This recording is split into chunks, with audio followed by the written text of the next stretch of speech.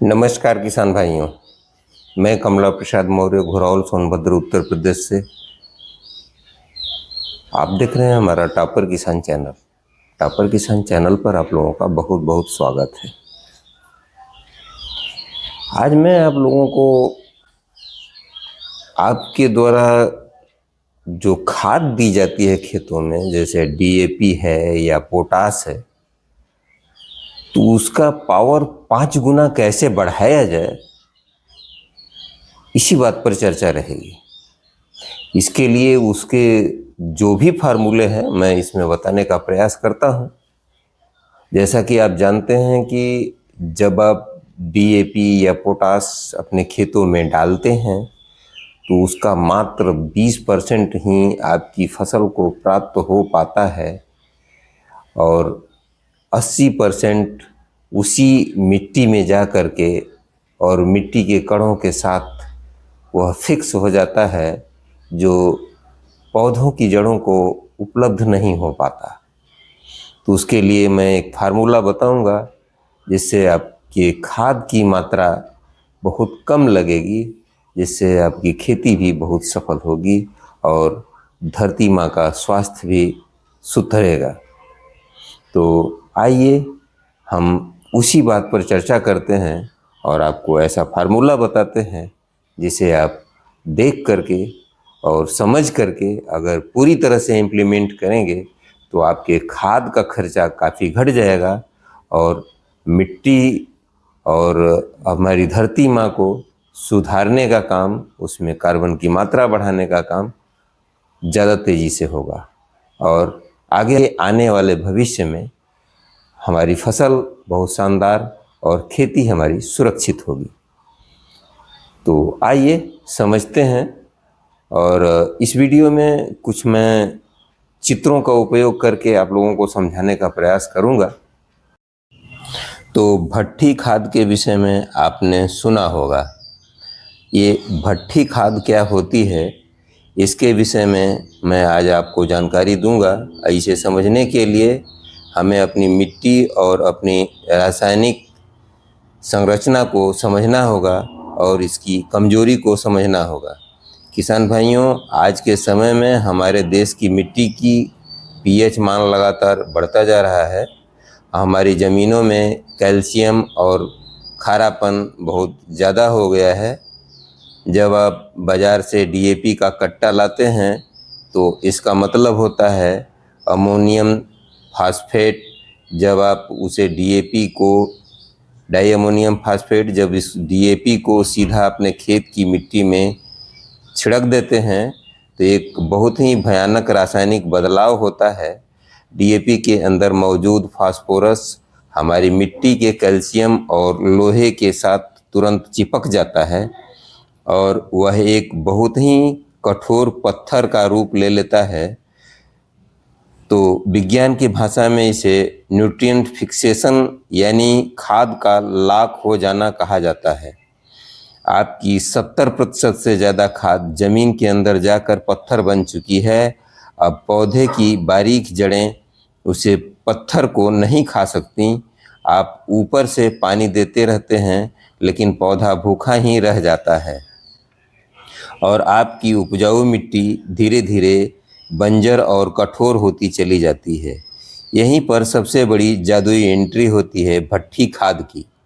बहुत से किसान भाई भट्ठी खाद सुनकर डर जाते हैं और उन्हें लगता है कि शायद इसमें डीएपी या पोटास को कोई किसी कढ़ाई में डाल करके उसको भूना जाता है या पकाना पड़ता है।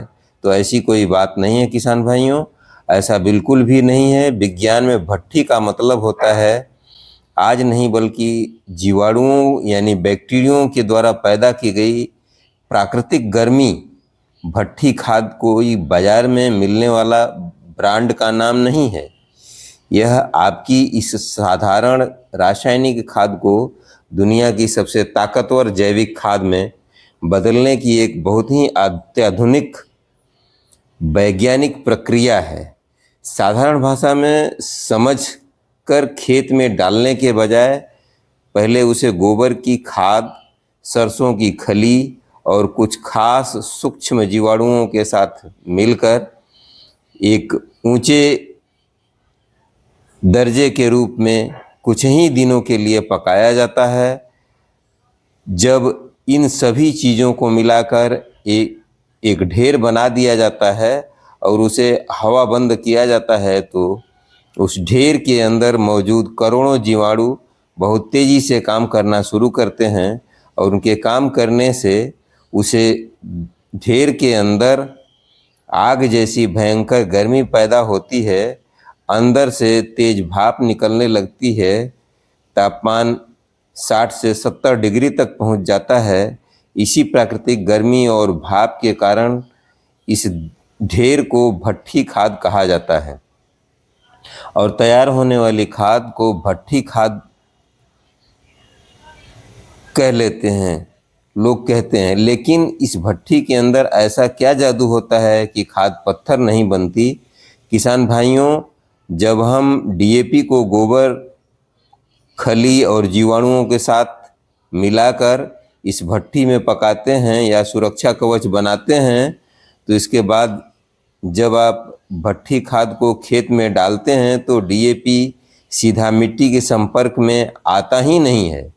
वह तो कार्बन जीवाणुओं के उसे सुरक्षित कवच के अंदर होता है, इसलिए वह मिट्टी में जाकर कभी पत्थर नहीं बनता। जैसे ही पौधे की सफ़ेद जड़ इस खाद के पास पहुंचती हैं, जीवाणु उसे डीएपी को धीरे धीरे पिघलाते हैं और सीधे पौधे की जड़ों को खिलाना शुरू कर देते हैं। इस तरह आपके पौधे को खाद का पूरा 100% हिस्सा मिल जाता है और आपकी साधारण रासायनिक खाद अब एक संपूर्ण ताकतवर और जैविक खाद बन चुकी है। इसलिए अब हम इस मास्टर क्लास के सबसे महत्वपूर्ण और सस्पेंस वाले हिस्से पर चलते हैं। हम आपको बताते हैं कि इस जादुई भट्ठी खाद को अपने घर पर बनाने का बिल्कुल सटीक, असली और वैज्ञानिक तरीका यहाँ 1 एकड़ खेत के लिए तैयार करने का पूरा गणित सामग्री आपको हम बता रहे हैं। इसे बहुत ही ध्यान से सुनिए, क्योंकि एक छोटी सी गलती पूरी भट्ठी को खराब कर सकती है। भट्ठी खाद बनाने के लिए सबसे पहले चाहिए इसका आधार, बेस। इसके लिए आपको लेना है कम से कम 2 क्विंटल यानी 200 किलोग्राम एकदम पकी हुई गोबर की खाद। ध्यान रहे, गोबर की खाद बिल्कुल पकी हुई होनी चाहिए और पुराना होना चाहिए। अगर गोबर की खाद नहीं है तो आप केचुआ की खाद का भी या वर्मी कंपोस्ट जिसको कहते हैं उसको भी आप ले सकते हैं। खाद आप अपनी फसल को देना चाहते हैं, मान लीजिए हम 1 एकड़ के लिए 25 किलोग्राम डीएपी, 10 किलोग्राम पोटास और 5 किलोग्राम सल्फर ले रहे हैं। तीसरी और सबसे जादुई चीज़ हमें चाहिए वो जीवाणुओं का भोजन। तो जीवाणुओं को तुरंत ऊर्जा देने के लिए हमें देना है 10 किलोग्राम सरसों की खली और लगभग 1.5 से 2 किलोग्राम पुराना काला गुड़। और चौथी आखिरी चीज़ है, हमें जो हमें चाहिए खाद को ताकत देने वाले जीवाणु और रसायन। इसके लिए आप बाज़ार से आधा किलोग्राम पोटेशियम ह्यूमिक एसिड ले सकते हैं, जो जड़ों का विकास बहुत तेज़ी के साथ करता है, या 1 किलोग्राम इसमें ट्राइकोडर्मा विरिडी का भी आप प्रयोग कर सकते हैं। ये ऐसा भी ले सकते हैं जो मिट्टी की फंगस को ख़त्म कर देगा। अब इसे बनाने की विधि बिल्कुल ध्यान से सुन लीजिए। सबसे पहले और सबसे ज़रूरी नियम यह है कि भट्ठी खाद हमेशा किसी छायादार जगह पर ही बनानी चाहिए। किसी पेड़ के नीचे या एक बड़ी सी प्लास्टिक की पन्नी बिछा लें और अब उसे पन्नी के ऊपर 200 किलो गोबर की खाद को खूब अच्छी तरह फैला दें। अब इस गोबर के ढेर के ऊपर अपनी सारी रासायनिक खाद यानी कि पानी की मदद से इन सब चीज़ों को ऊपर से नीचे तक खूब अच्छी तरह से मिला लें।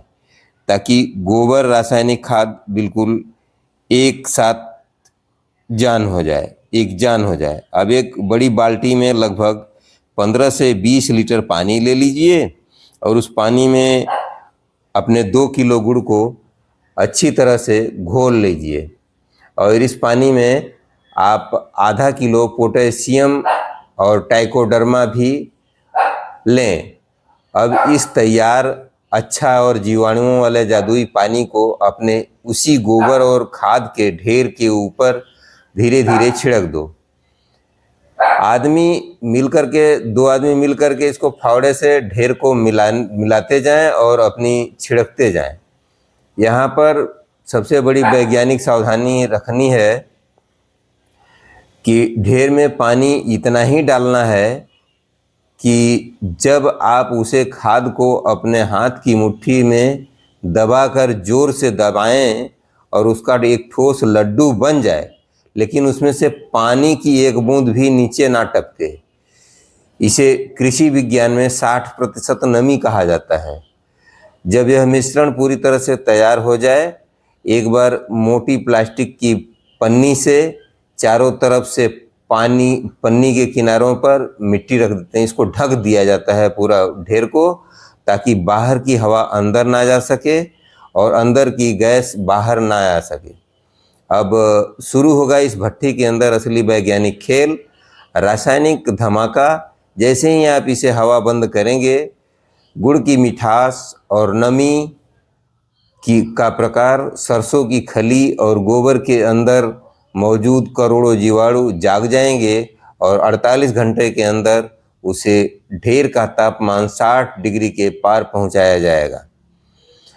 अगर आप उसे पानी के अंदर हाथ डालेंगे, पन्नी के अंदर हाथ डालेंगे, तो आपको भयंकर गर्मी और भाप महसूस होगी।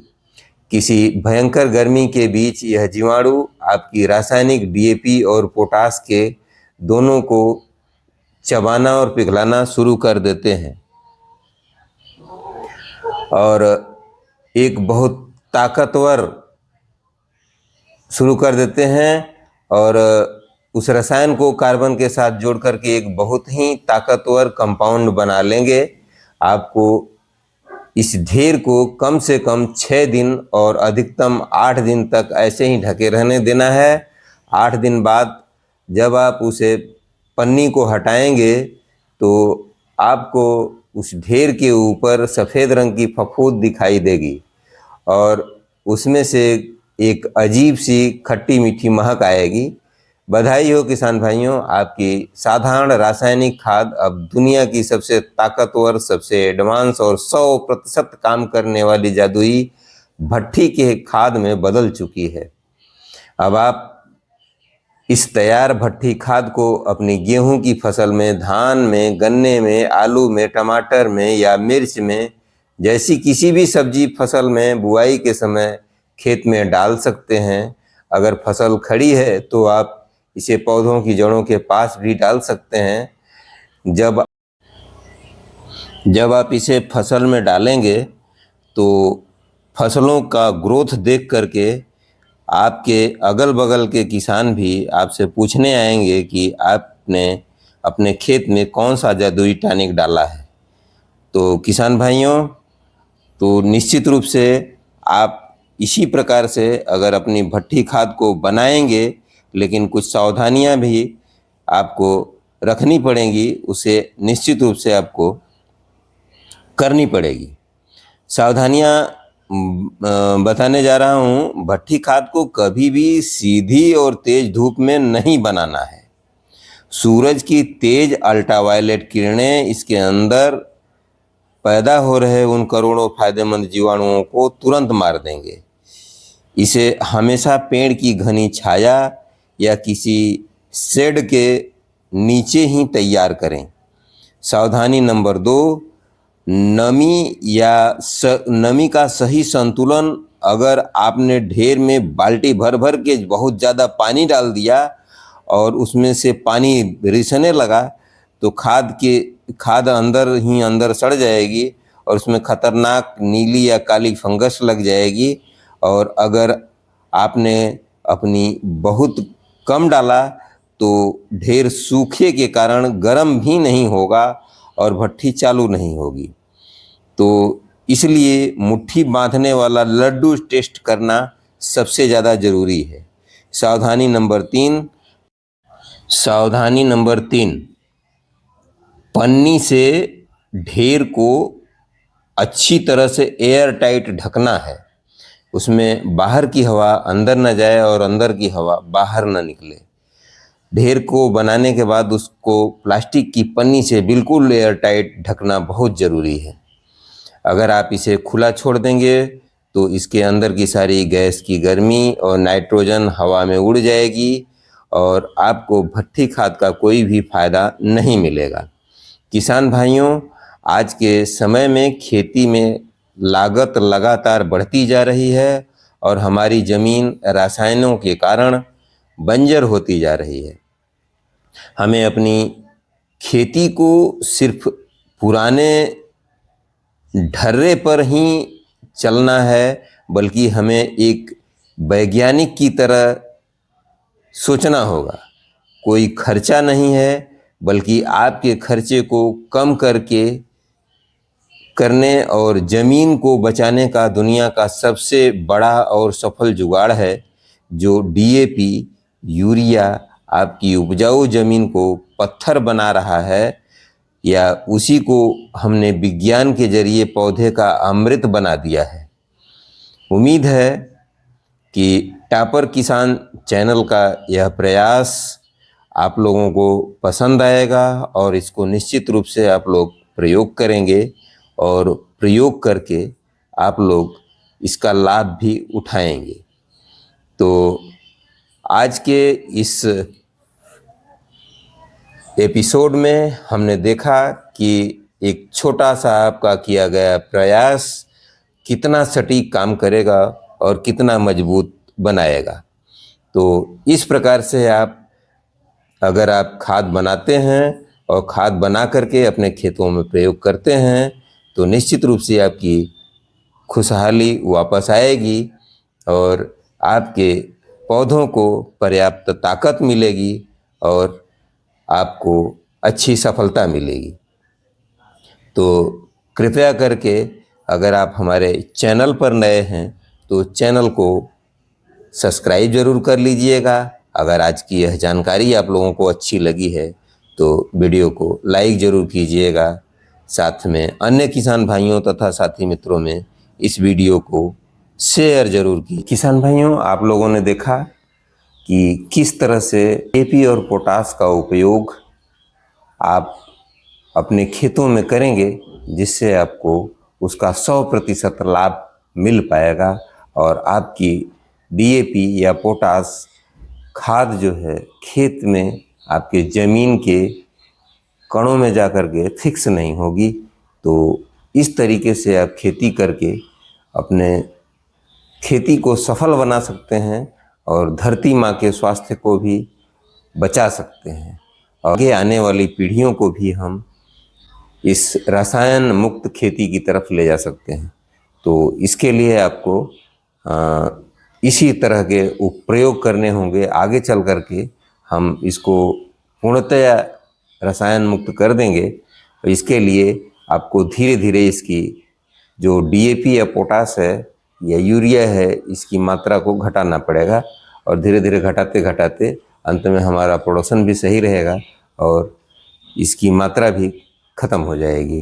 तो इसके लिए हमको पर्याप्त मात्रा में अपने खेतों में बकरी की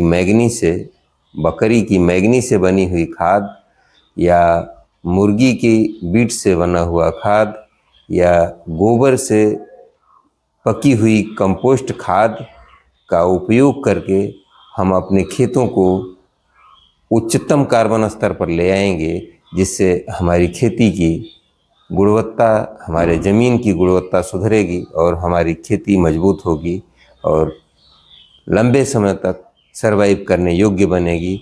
आने वाली पीढ़ियों को हम उसका सरप्राइज दे करके जाएंगे। तो आज का वीडियो आप लोगों को कैसा लगा यह आपको हमको कमेंट बॉक्स में ज़रूर बताइएगा। अगर आज की यह वीडियो आपको गुणकारी और लाभकारी लगी हो तो हमारी वीडियो को आप लाइक कर दीजिएगा, और अगर आप हमारे चैनल पर नए हैं तो चैनल को सब्सक्राइब जरूर कर लीजिएगा, जिससे हमको संबल प्रदान होता रहे।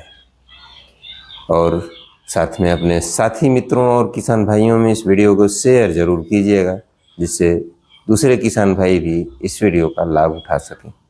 तो मिलते हैं किसी अन्य वीडियो में, तब तक के लिए आप हमको आज्ञा दीजिए। नमस्कार, धन्यवाद। जय जवान, जय किसान, जय विज्ञान।